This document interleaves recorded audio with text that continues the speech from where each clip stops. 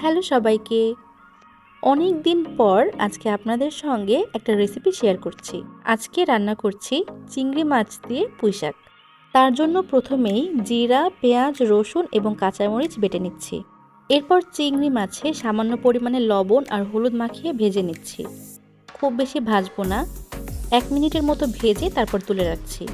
পুঁইশাক রান্না করতে কিন্তু খুব বেশি সময় লাগে না, মোটামুটি 10 থেকে 15 মিনিটের মধ্যে রান্না একদম কমপ্লিট হয়ে যায়।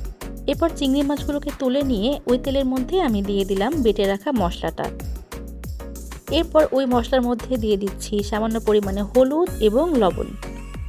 লবণ আর হলুদটাকে দিয়ে আবারও আরেকটু নেড়েচেড়ে নিয়ে ভেজে রাখা চিংড়ি মাছগুলোকে মশলার মধ্যে দিয়ে দিলাম। এবারে মশলার সঙ্গে মাছগুলোকে ভালো মতো মিশিয়ে নিয়ে দিয়ে দিচ্ছি সামান্য পরিমাণে পানি।